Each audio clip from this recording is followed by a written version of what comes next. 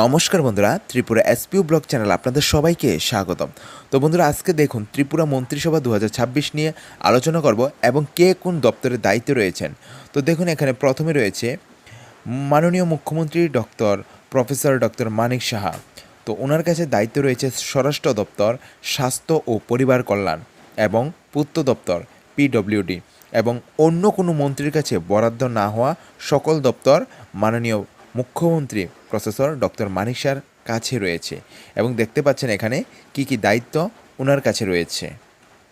তারপরে দেখুন, এখানে মাননীয় মন্ত্রী রতনলাল নাথ, ওনার কাছে দায়িত্ব রয়েছে বিদ্যুৎ, কৃষি ও কৃষক কল্যাণ, এবং রয়েছে ওনার কাছে আইন ও সংসদ বিষয়ক এবং নির্বাচন।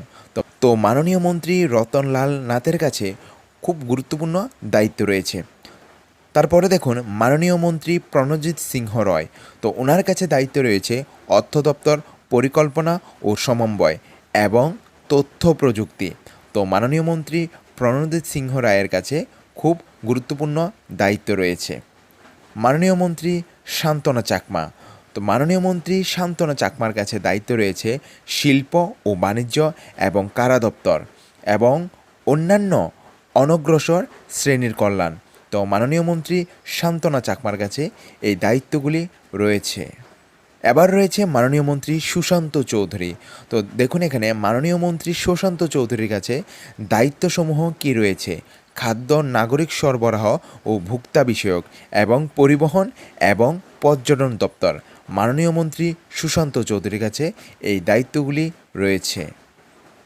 তারপর রয়েছে দেখুন ত্রিপুরার মাননীয় মন্ত্রী টিঙ্কু রায়।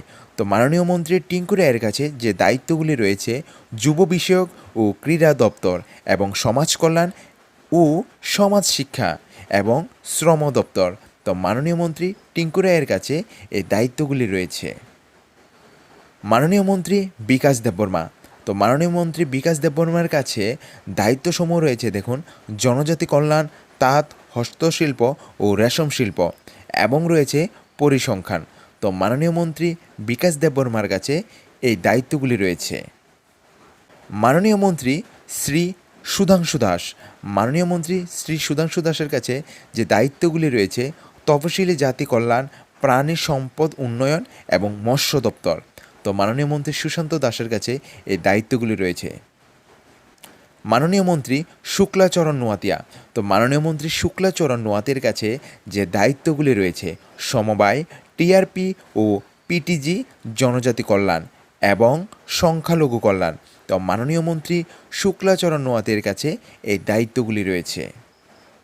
মাননীয় মন্ত্রী অনিমেষ দেববর্মা, মাননীয় মন্ত্রী অনিমেষ দেববর্মার কাছে যে দায়িত্বসমূহ রয়েছে এগুলি হলো বন দপ্তর, সাধারণ প্রশাসন এবং বিজ্ঞান, প্রযুক্তি ও পরিবেশ।